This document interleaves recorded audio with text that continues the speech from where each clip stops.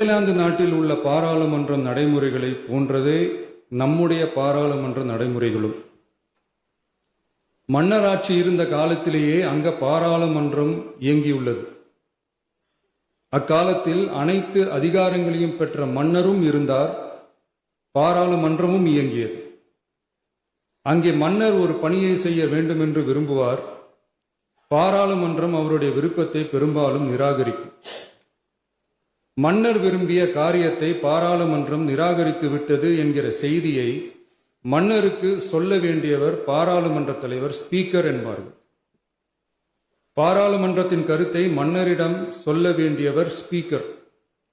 அதற்கு துணிவு வேண்டும். சில பணிகளை செய்வதற்குத்தான் பாராளுமன்றத்தின் அனுமதி வேண்டுமே தவிர அந்த ராஜ்யத்தில் உள்ள எந்த பிரஜைக்கும் மரண தண்டனை விதிக்கும் அதிகாரம் மன்னருக்கு உண்டு. தான் விரும்பியதை பாராளுமன்றம் நிராகரித்து விட்டது என்று சொல்லும் ஸ்பீக்கருக்கு மரண தண்டனை விதிக்கும்படி ஆணையிடுவார். தலையை வெட்டி விடுங்கள் என்று ஆணையிடுவார்கள். இது பலமுறை நடந்ததால் யாருமே இந்த ஸ்பீக்கர் பதவிக்கு வர விரும்ப மாட்டார்கள்.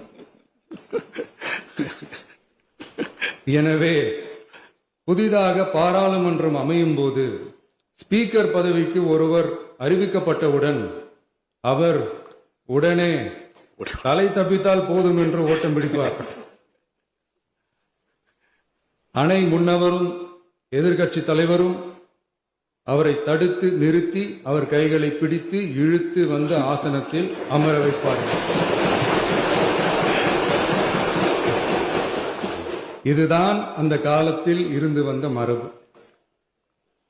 ஜனநாயக முறை ஏற்பட்ட பிறகும் இம்மரபு தொடர்கிறது. நிச்சயமாக தமிழக வெற்றி கழக உறுப்பினர்கள் அனைவருமே உங்களுக்கு உதவிகரமாகவே இருப்பார்கள் என்கிற வாக்குறுதியை இந்நேரத்தில் அளிக்க விரும்புகிறேன். பேரவையின் மாண்பையும் கண்ணியத்தையும் பேரவை உறுப்பினர்களின் கண்ணியத்தையும் காக்க வேண்டிய பொறுப்பை உங்களிடத்தில் ஒப்படைத்திருக்கிறார்கள்.